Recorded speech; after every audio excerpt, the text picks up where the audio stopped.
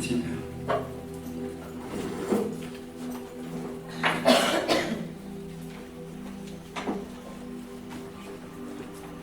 Je veux juste te dire merci Père éternel pour ce moment ensemble, ce moment où on peut se rassembler dans ce lieu librement et parler de toi librement. Merci pour ta parole, Père, mais je te prie vraiment, comme il a été dit de nombreuses fois ce matin, prépare les cœurs. Prépare les cœurs, parce que des fois ta parole est difficile. Et nos cœurs ont besoin d'être formés pour la recevoir.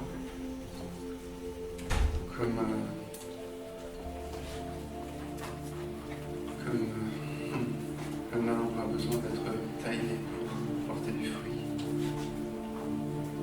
La taille est difficile, la taille peut faire mal, mais la taille fait que le fruit est porté. Alors je te prie, Père, que ta parole nous parle, que ta parole nous ramène de nos égarements, que ta parole nous établisse sur le fondement qu'elle est pour nos vies. Que ta parole s'accomplisse au travers de nous. Amen. Bon, j'étais vraiment admiratif et ça a été encore une fois de plus une confirmation pour moi ce matin. Ces prières, ces chants concernant le cœur. Je remercie vraiment le Seigneur pour ça. C'était vraiment un encouragement. Cette parole que je vais vous donner est un combat. Je m'en cache pas. Je m'en cache pas parce que la parole est implantée dans les cœurs. C'est toujours un combat pour qu'elle jaillisse. Il y a toujours une lutte. Mais là, on sait que la parole est toujours victorieuse parce que à un moment ou à un autre, le Seigneur dira ça suffit. Et la parole se lèvera et la parole s'accomplira. Donc la dernière fois, nous avons vu que le voile que la mort pose peut être un voile donc au niveau du cœur. Je vous avais dit, le cœur, c'est l'être intérieur, c'est l'âme, l'esprit, c'est toutes les intentions, ce sont les volontés. Donc le but du voile, on avait vu qu'il était de séparer en fait les cœurs entre nous les uns les autres, parce que nous sommes tous liés par un même esprit, mais aussi les cœurs par rapport au cœur du Père. Et je vous disais, c'est alors que la circoncision intervient. Parce que la circoncision vient, et c'est vrai qu'on pense à la circoncision physique, c'est très clair, la circoncision vient pour ôter le voile. Elle vient pour rétablir la communion entre les cœurs. Nous avons vu également que la parole nous dit que nous sommes circoncis en Christ, dans Colossiens 2:11. Donc nous pouvons saisir en fait toutes les bénédictions et toutes les délivrances qui sont en lien avec la circoncision. Et on va continuer aujourd'hui de voir ces choses-là. Le deuxième verset dont je vous avais parlé la dernière fois, c'est dans Deutéronome 36. L'Éternel ton Dieu circoncira ton cœur et le cœur de ta postérité, et tu aimeras l'Éternel ton Dieu de tout ton cœur et de toute ton âme, afin que tu vives. Concernant ce verset, j'insistais sur le fait que la circoncision du cœur, c'est un acte réalisé par l'Éternel. L'Éternel, ton Dieu, circoncira ton cœur. Cet acte forme le cœur de l'homme, le taille littéralement pour enlever les voiles et pour que les voiles qui sont complètement liées en fait au désir qui égare, que le désir devienne en fait dans le cœur de l'homme pour le Seigneur, que nos désirs se tournent vers le Seigneur, que ce soit un désir pour lui seul. Ça, c'est l'établissement. C'est l'établissement du désir, la formation du désir dans le cœur de l'homme par la circoncision. C'est une bénédiction immense. J'insistais sur la première conséquence de cette circoncision qui se trouve Dans le « et », je vous avais dit, la circoncision fait que « et tu aimeras l'Éternel ton Dieu ». Donc on ne peut pas le faire par nos propres forces, il faut accepter la circoncision. Il faut accepter d'être établi pour pouvoir se tourner vers lui, pour pouvoir vivre en fait cet amour, cette communion avec lui. C'est simple, la circoncision nous établit dans l'alliance, donc il y a communion. La circoncision du cœur permettant ainsi au peuple d'accomplir la parole et le commandement aussi. Tu aimeras l'Éternel ton Dieu de tout ton cœur et de toute ton âme. Donc on peut établir le commandement par ce qu'on est circoncis. En fait, la circoncision nous établit sur la parole. C'est ce qu'on va continuer de voir aussi aujourd'hui. Je terminais enfin le message la dernière fois par le mot, c'est un mot dans l'hébreu, afin que tu vives. Parce que afin que tu vives, c'est raya. Et ce mot-là, il exprime vraiment ce que le but de Dieu aussi au travers de la circoncision, aller plus loin, puisque ce mot-là nous parle de résurrection, ce mot-là nous parle de guérison, il nous parle de prospérité et d'éternité. Donc le Seigneur veut que nous soyons des transmetteurs de cette raya-là. Le combat de nos vies, il se trouve où? Je pense vraiment qu'il se trouve dans le fait de se maintenir dans la parole, de se maintenir proche de celui qui est la source. Ça, c'est le combat de nos vies. D'être en permanence, de garder le lien, en fait, dans l'alliance. Pour que la raya soit manifestée, bien sûr. Pour compléter cette notion de la raya, je vais vous lire un verset qui m'est venu cette semaine. C'est dans 1 Corinthiens, chapitre 15, donc le verset 45. 1 Corinthiens 15, 45, où là aussi on voit une expression. C'est pourquoi il est écrit, le premier homme, Adam, devint une âme vivante, le dernier Adam est devenu un esprit vivifiant. Dans l'hébreu, l'esprit vivifiant, c'est la nefesh raya, c'est-à-dire c'est l'âme qui, d'où jaillit la vie, d'où jaillit l'éternité, d'où jaillit la résurrection, enfin tout ce qui est en rapport avec ce monde. Et nous sommes liés au dernier Adam. Donc c'est possible que nous soyons des transmetteurs de ce mot, de cette parole. Et c'est vraiment là que le Maître veut que nous marchions. Être des expressions, être des âmes vivantes, des âmes vivifiantes, des âmes qui transmettent la vie, qui communiquent l'eau, qui communiquent l'éternité, parce qu'elles sont en communion étroite avec celui qui est la source. Aujourd'hui, on va continuer sur la circoncision en passant par un mot difficile. La circoncision déjà n'est pas simple, mais elle est complètement liée au joug. Et après, je terminerai aussi par le joug léger du Seigneur, qui est en fait la parure. La parure, le bijou. Alors le but de la circoncision est d'établir le peuple dans l'alliance, de former son cœur. Par la formation du cœur, la personne pourra agir en accord avec la parole. Le peuple du Seigneur doit devenir une manifestation et une expression de la parole. Jésus-Christ lui-même est venu révéler la parole. Il est venu en tant que, je dirais, la pleine révélation de ce que peut être la parole, si je peux dire ainsi. Parce que lui-même l'a complètement accompli.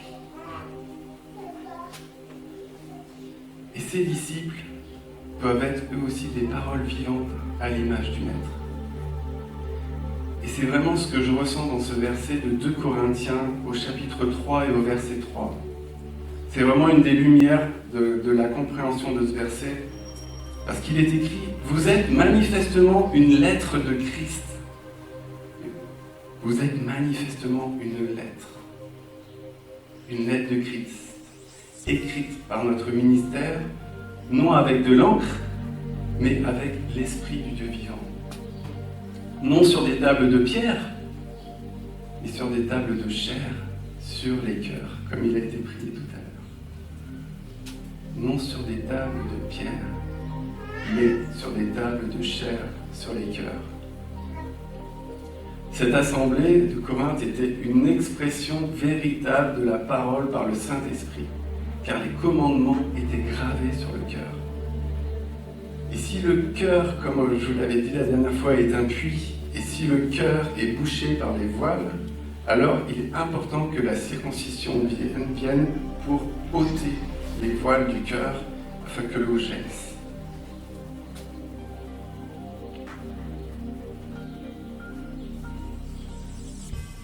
Si cette circoncision-là, le Seigneur ne nous force pas, nous demande notre accord, toujours, n'est pas un violeur. La circoncision, si elle est acceptée, alors les voiles sont enlevées. Le Seigneur le fait en son temps. Il sait ce qu'il fait. On lui fait confiance.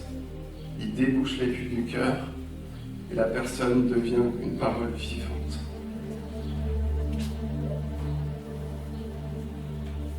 La parole, elle est là dans nos cœurs, gravée, comme les 10 paroles l'étaient sur les tables de pierre. Ces paroles sont sur le cœur pour qu'elles soient mises en pratique. Comme je vous disais, le cœur, c'est l'âme en hébreu, c'est le siège des passions, des volontés, et donc c'est complètement lié en fait à l'action. Le cœur est lié au domaine de l'action. Si le cœur est circoncis, donc il est disposé à passer à la pratique. Il est même renouvelé par la semence, par la parole. La semence, c'est la parole qui a été posée sur le cœur.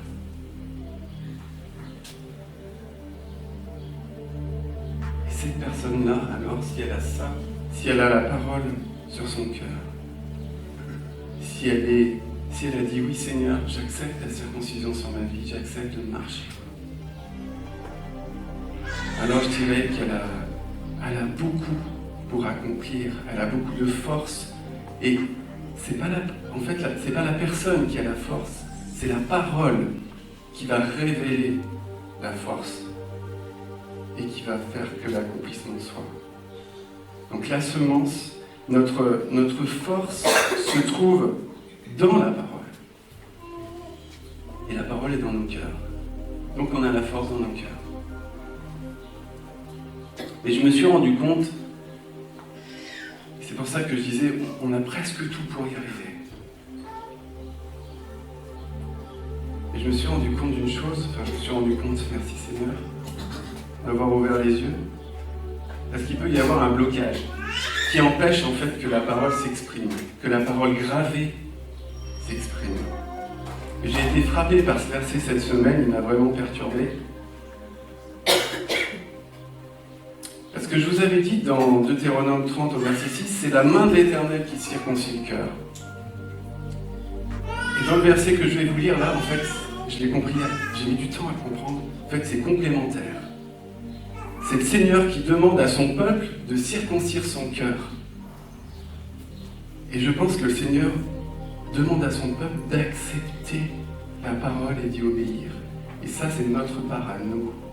Il y a la part du Seigneur, la main du Seigneur. Et le Seigneur dit, et c'est cette parole-là, dans Deutéronome 10, au verset 16, il dit au peuple, avec autorité, je pense vraiment, vous circoncirez donc votre cœur et vous ne raidirez plus votre cou ou votre nuque. C'est le même mot. La circoncision du cœur combat la raideur de la nuque. Ça, c'est important.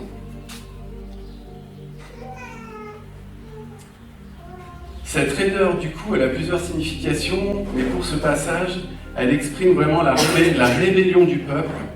Elle exprime un entêtement. Elle exprime sa résistance à obéir. même sa révolte dans le désert ou avec l'épisode du veau d'or. Et la circoncision du cœur appelle donc à l'obéissance à la parole et à la fidélité. Gardez bien le mot fidélité en tête, on va voir après. La circoncision, en fait, elle travaille le cœur dans l'acceptation de la parole. Ça, c'est très important et c'est ma femme qui me l'a dit. Alors, c'est vrai. Ma femme m'a dit, mais j'ai ce mot acceptation. Et je suis passé par là, et quand j'en parlais avec elle, elle m'a dit, mais c'est ce mot que le Seigneur m'a révélé au travers de la circoncision, c'est le mot acceptation.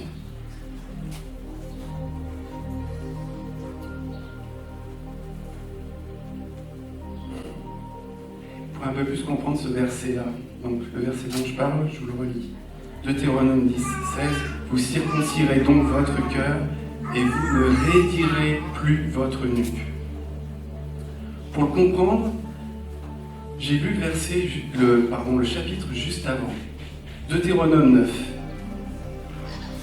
Et comme je vous avais dit, pour le réchit, un mot en fait, ça veut dire tout le reste. Le premier mot est très important.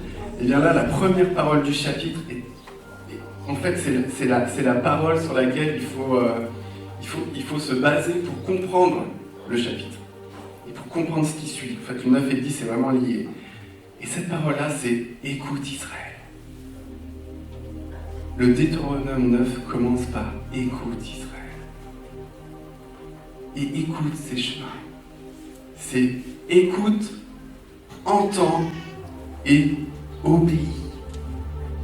C'est obéis. Donc le Seigneur dit écoute et obéis Israël. Écoute mon peuple. Prête l'oreille. Sois attentif à ma parole pour obéir. Donc pour accomplir. Donc pour passer à l'action. Écoute Israël. Toi dont le nom est lutteur. Lutteur avec Dieu, comme Jacob avec l'ange de l'Éternel, qui est le Seigneur. Le Seigneur, la parole vivante. Jacob a lutté contre la parole vivante. Mais Israël signifie aussi Dieu prévaut, c'est-à-dire domine et l'emporte sur. Et là, c'est notre Seigneur qui se lève, qui prévaut et qui est vainqueur. Donc il y a toujours ce combat dans le peuple. Il y a Dieu qui prévaut, mais il y a une résistance, il y a une lutte. Pour ma part, je me sens bien concerné par cette parole-là. Je vais vous lire Deutéronome 9, donc du verset 1 au verset 6. On va voir autre chose. Donc, écoute Israël, Shema Israël. Tu vas passer aujourd'hui le Jourdain pour te rendre maître de nations plus grandes et plus puissantes que toi, de villes grandes et fortifiées jusqu'au ciel, d'un peuple grand et de haute taille, les fils d'Anak, que tu connais et dont tu as entendu dire qui pourra tenir contre les fils d'Anak.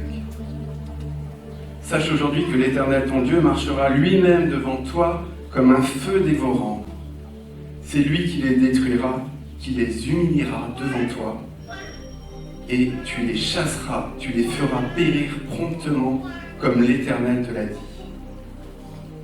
Lorsque l'Éternel ton Dieu les chassera devant toi, ne dis pas en ton cœur, c'est à cause de ma justice que l'Éternel me fait entrer en possession de ce pays. Car c'est à cause de la méchanceté de ces nations que l'Éternel les chasse devant toi. Non, ce n'est pas à cause de ta justice et de la droiture de ton cœur que tu entres en possession de leur pays. Mais c'est à cause de la méchanceté de ces nations que l'Éternel ton Dieu les chasse devant toi. Et c'est pour confirmer la parole que l'Éternel a juré à tes pères, Abraham, Isaac, Jacob. Sache donc que ce n'est point à cause de ta justice que l'Éternel ton Dieu te donne ce bon pays pour que tu le possèdes, car tu es un peuple beaucoup raide. Amen. Écoute Israël, exprime aussi, ne t'enfle pas d'orgueil dans la victoire. Reste humble de cœur. Et je vous disais que le combat de nos vies, c'est de garder cette communion avec le Seigneur, et qu'à un moment la parole se lève pour combattre pour nous. Et vraiment, une des clés, c'est l'humilité du cœur. Parce que l'orgueil, on sait de qui il vient. Le père du mensonge, on dit tirer aussi le père de l'orgueil. Ça, c'est la semence, c'est la mauvaise semence de l'ennemi. Et l'humilité du cœur, reconnaître que c'est le Seigneur qui a combattu pour nous, c'est lui qui nous a comme associés à sa victoire.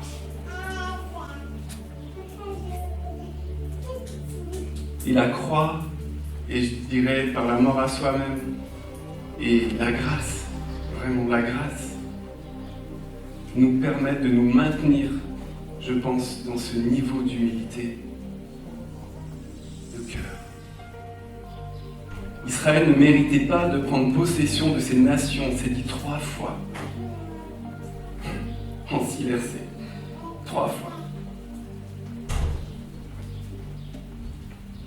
Il y a vraiment quelque chose de très beau aussi, parce qu'il a dit oui, le Seigneur dit oui, c'est à cause de la méchanceté de ces nations.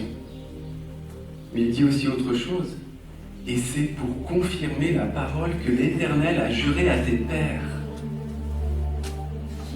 Alors le mot confirmer, c'est juste magnifique. Parce que confirmer, c'est pas juste c'est pas juste confirmer. En fait, la parole, à un moment, elle s'est élevée. Ça veut dire que la parole, elle s'est dressée, établie et stable. La parole endurante dans le combat. Et la parole pour accomplir. Vous vous rendez compte ? Confirmer la parole. Quand le Seigneur confirme la parole qu'il a donnée à Abraham, Isaac et Jacob, là, la parole se manifeste, elle s'élève, elle se dresse contre l'ennemi. Elle est stable, établie et elle s'accomplit. Elle met à terre l'ennemi par l'accomplissement. Et c'est très important de voir une chose, c'est que cette parole-là, cette semence-là, elle est ici. Si vous êtes né de nouveau, vous avez reçu cette parole-là. 1 Pierre au chapitre 1 et au verset 23. Vous êtes né de nouveau non d'une semence corruptible, mais d'une semence incorruptible au travers de la parole vivante et permanente. Alors je ne sais pas, ici c'est du grec, mais peut-être que la parole vivante et permanente c'est la raïa. Moi je pense. Après on n'a pas les traductions. La semence incorruptible. La semence glorieuse et victorieuse, donc sur tout ce qui est corruptible. Sur tout ce que le péché a touché. La parole se lève et triomphe. La parole est allée à la croix pour triompher. Christ, la parole, est allée à la croix pour triompher.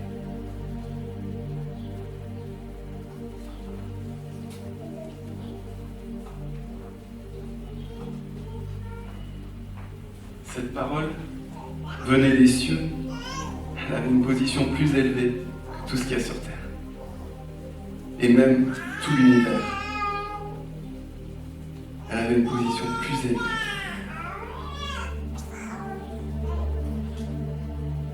Cette parole-là, c'est la parole de la bonne nouvelle. Pierre en parle un peu plus loin. Dans 1 Pierre 1, verset 23, je crois que ça doit être le verset 25 peut-être. Pierre dit que c'est la parole de la bonne nouvelle.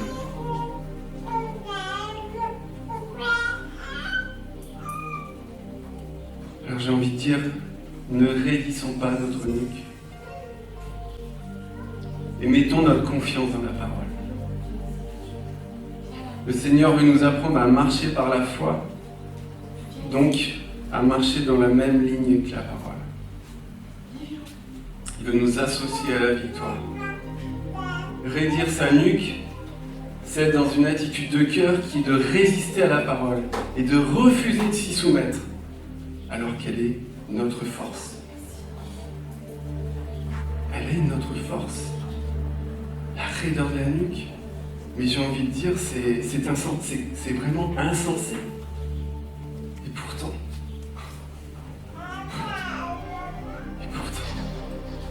c'est difficile. Pour moi, c'est difficile.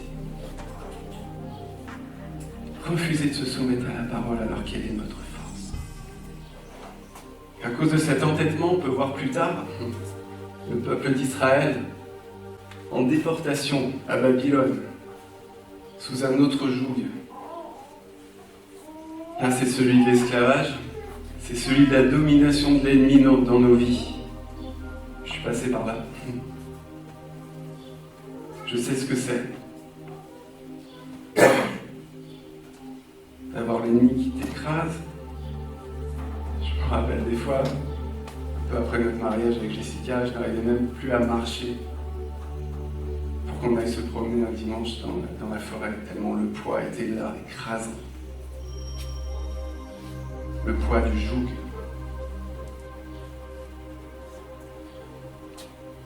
Le Seigneur a permis. Merci Seigneur, pour que je comprenne.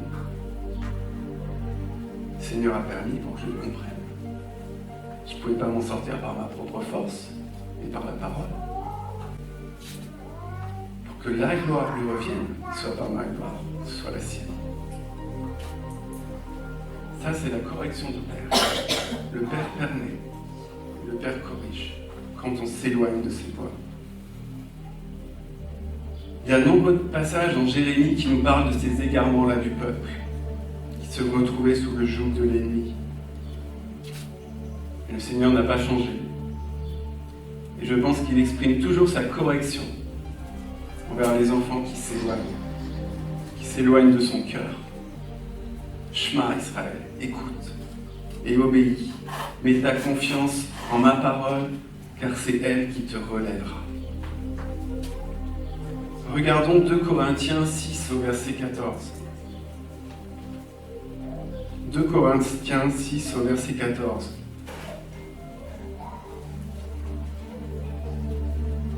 C'est vraiment ce que son peuple veut, c'est vraiment ce que l'Éternel veut que son peuple dégage, transmette. Ne vous mettez pas avec les infidèles. J'ai dit que le mot fidélité est important. Ne vous mettez pas avec les infidèles sous un joug étranger. Car quel rapport y a-t-il entre la justice et l'iniquité? Qu'y a-t-il de commun entre la lumière et les ténèbres? Être fidèle à la parole, c'est marcher et demeurer dans la lumière. La parole est lumière. La parole est la véritable lumière. Jean 1 nous dit, au commencement était la parole, et la parole était avec Dieu, et la parole était Dieu. Au verset 4, elle était la vie, et la vie était la lumière des hommes. La parole qui est la vie était la lumière des hommes. Donc, toute parole de l'Éternel est lumière. C'est pour ça qu'on est des lumières et qu'on brille. Quand on a la parole qui est là, qui est gravée là. On est des lumières et on brille. Parce que la parole, elle est là. La véritable.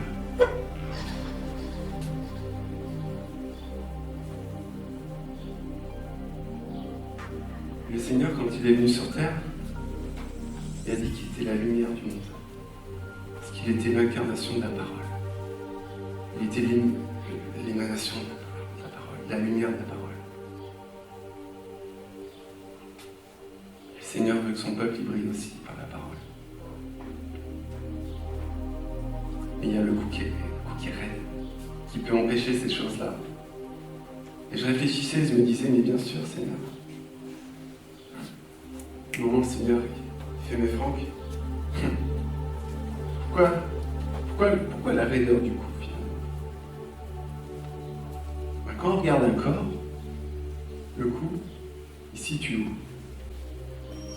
Le cou, il se situe entre la tête et le cœur. Il est au milieu. Il me semble que cette raideur de cou-là, c'est le blocage, en fait. qui va empêcher la communication, qui va empêcher de faire le lien entre le cœur et la tête. Des fois, il y a des choses qu'on sait, c'est là. On n'arrive pas à les mettre en pratique. Parce que peut-être qu'il y a de la rébellion dans nos vies. Peut-être qu'il y a des jougs qui ont été posés et qui nous empêchent, qui empêchent le cœur de s'actionner.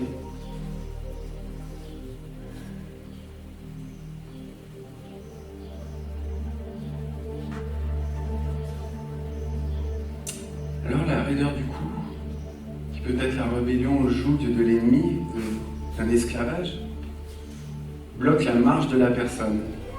La tête aussi, inversement, ne reçoit pas l'information du cœur, tant le cœur, il veut avancer. Il y a la parole qui est écrite. Il veut faire briller la lumière, il veut aller, il veut amener la lumière ailleurs. Mais ça bloque là. Et comme la tête dirige le corps tout entier, comme l'information n'est pas transmise jusque-là, le corps, il reste statique. Et la bonne nouvelle, vraiment, je remercie le Seigneur pour cette parole, c'est que le blocage peut être brisé. C'est ce qu'on va voir dans Ésaïe, au chapitre 10. Je vais vous lire de 24 à 27. Donc on retrouve vraiment, comme dans ce passage-là, on retrouve vraiment le même déroulement que dans Deutéronome. Je vais m'arrêter un peu pour vous aiguiller, mais on va voir. Donc, cependant, ainsi parle le Seigneur, l'Éternel des armées. Ô mon peuple qui habite en Sion, ne crains pas l'Assyrien. Donc il y a un ennemi. Il te frappe de la verge et il lève son bâton contre toi. Souvent, le bâton, c'est signe d'autorité. Comme faisaient les Égyptiens. Donc là, on peut voir clairement le joug de l'ennemi, quoi. D'ailleurs, j'y pense, là, je n'ai pas marqué, mais j'y pense, le joug des Hébreux, le mot pour le joug des Hébreux, c'est vraiment un mot, les travaux infligés par Pharaon sur le peuple hébreu, c'est le même mot que joug. C'est vraiment quelque chose qui est difficile, qui est très dur, et qui rend même amer. Ça, j'en ai pas parlé, mais ça peut être aussi une source d'amertume, le joug. Ou que le cœur sorte et jaillisse la lumière de la parole, c'est l'amertume qui sort à cause du joug. Donc je continue, j'en suis au verset 25. Mais encore un peu de temps et le châtiment cessera. Donc là, pour moi, vraiment, c'est clair, c'est un temps de correction, et c'est la correction du Père, mais il y a un temps où ça va cesser.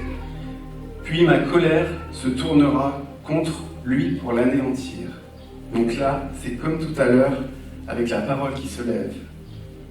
Donc la parole, la puissance de la parole se lève pour anéantir l'ennemi. Ça suffit, le peuple a assez souffert comme ça, maintenant je me lève et je te détruis.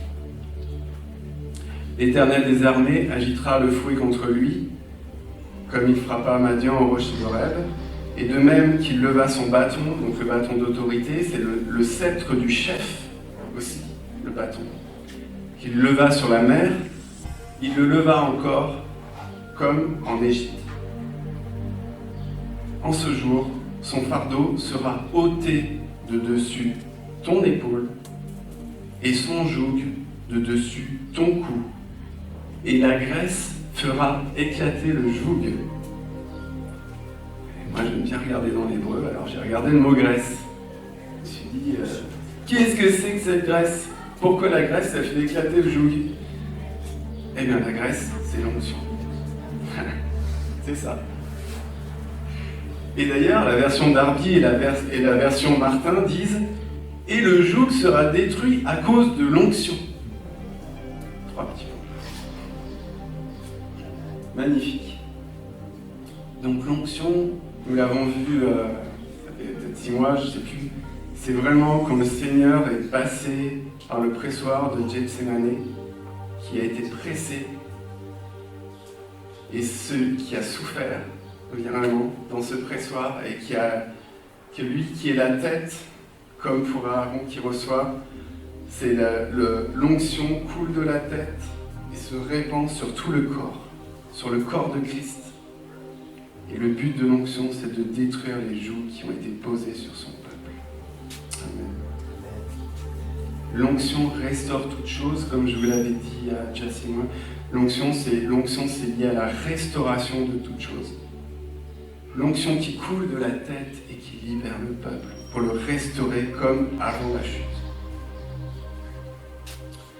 Galates 5 au verset 1. C'est pour la liberté que Christ nous a affranchis. Demeurez donc ferme. Donc là aussi. Demeurez donc ferme. Comme je vous ai dit au début, c'est le combat de nos vies, c'est de demeurer ferme. Et ne vous laissez pas mettre de nouveau sous le joug de la servitude. Là, vous allez dire à Franck, peut-être qu'il a pété une durite, je sais pas, mais écoutez, je le dis, il y a autre chose de magnifique, je pense vraiment que le Seigneur m'a montré. De toute façon, je suis incapable de trouver quoi que ce soit dans la parole.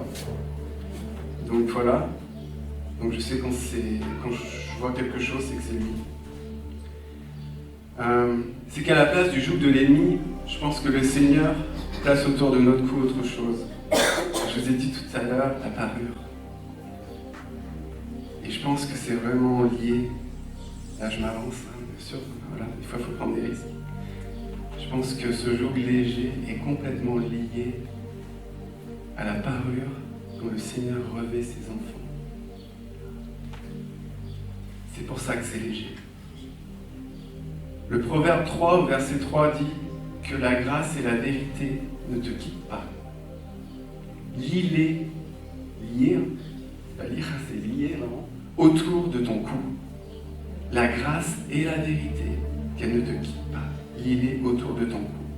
La grâce et la vérité, pour moi, sont vraiment la parure dont le Seigneur va revêtir son peuple. Le mot grâce, c'est la recette. C'est la bonté. Ça aurait pu être traduit par la miséricorde, peut-être que ça l'est dans vos versions. Et c'est aussi la fidélité. Donc le mot grâce, il contient bonté, miséricorde, fidélité. Et le mot vérité, c'est émet. Des fois on a des bibles, c'est édition émet. C'est la vérité. C'est la vérité sûre. C'est la vérité qui est ferme. Et c'est aussi la fidélité. Émet. Donc que la grâce, j'ai envie de dire, qui est fidèle, la miséricorde, la bonté, qui avance et qui sont fidèles, ne te quitte pas. Et marche aussi avec la vérité. La vérité du émet qui est sûre, qui est ferme, qui est sa parole. Et juste pour partage, émet dans l'hébreu, ça commence par le Aleph et le Tav. C'est la première et la dernière lettre de l'alphabet hébraïque. Donc en fait, émet, c'est comme si nous, ça commence par la première. C'est comme si vérité, en français, ça commençait par A et ça terminait par Z. C'est quand même magnifique. La vérité de la parole, de chacune des lettres. Ça, c'est le émet. Donc, on retrouve deux mots qui parlent de fidélité. Et c'est normal que cette parure-là soit autour du cou. Parce que je vous ai dit que le joug, c'est l'inverse. C'est l'infidélité et la rébellion. Donc le Seigneur, pour le peuple qui accepte, pour celui qui accepte, revêt, lui, la fidélité, la grâce. Et sa parole de vérité, comme un bijou autour du cou de son peuple. Je pense vraiment, et c'est des bijoux de lumière. La parole est lumière, comme je vous l'ai dit. Donc ce sont vraiment des bijoux qui se voient dans le monde spirituel, ce sont des bijoux de lumière. Il y a même des versets qui disent que cette grâce et cette vérité se tiennent devant le trône de l'Éternel. Forcément, ils sont lumière. S'il n'était pas, il serait consumé. Donc, autre parure, et je terminerai par là, dont le Seigneur revêt son peuple. Proverbe 1, au verset 8. Et on retrouve vraiment ce que je vous ai lu dans Deutéronome 9 et 10 et Ésaïe 10. Écoute, mon fils, l'instruction. Alors ici, l'instruction, c'est la discipline, c'est la correction. Et ça vient du Père. Écoute, mon fils, l'instruction de ton Père et ne rejette pas l'enseignement, donc ici c'est la Torah, de ta mère.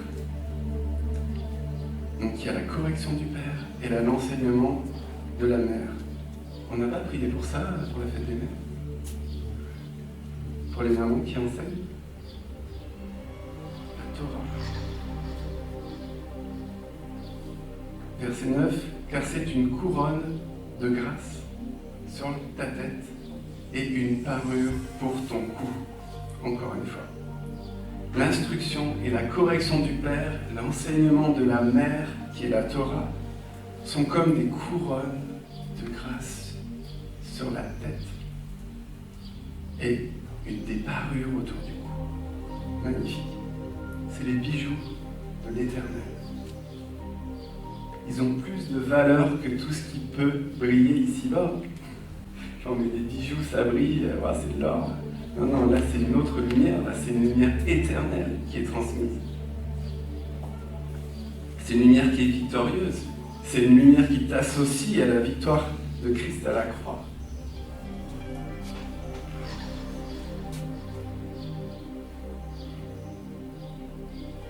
Par contre, ça veut dire que ceux qui sont infidèles et qui refusent ne peuvent pas recevoir ces bijoux. À cause de la rébellion. Comme pour ceux qui s'occupent avec droiture, d'ailleurs, je disais dans 1 Pierre 5, ceux qui s'occupaient avec droiture du peuple du Seigneur, les bons pasteurs. C'est pas forcément ceux qui ont le diplôme. Ils recevront une couronne de gloire incorruptible. Par contre, je pense que ceux qui tondent chaque dimanche les brebis, je pense qu'ils ne vont pas recevoir ce trésor-là. Ils vont perdre leur couronne. C'est clair. Donc que le Seigneur nous garde et nous corrige, que nous soyons trouvés fidèles à sa parole. Amen.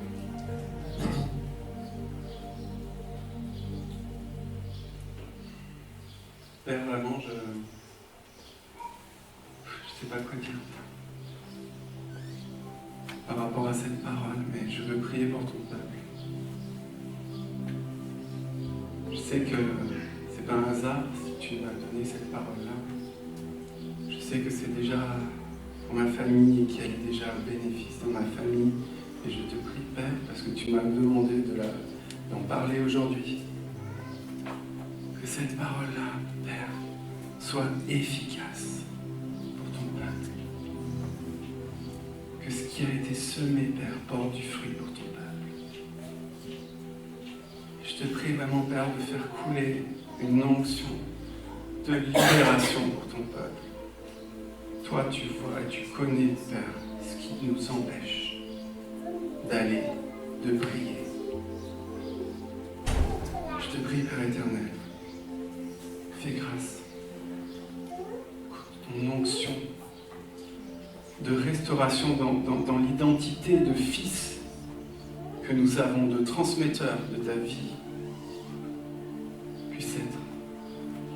Accorde-nous, nous qui avons été libérés par l'agneau, nous qui avons été libérés par le sang, nous qui avons été libérés par la parole qui est venue dans ce corps d'homme à notre place.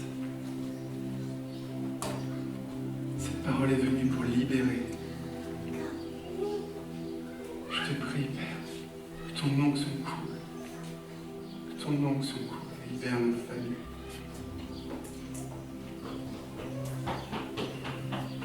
Merci, Père. est fidèle. Parce qu'elle est bonté et miséricorde pour chacun de nous. Mais elle est aussi force. Elle est aussi force et puissance de Dieu.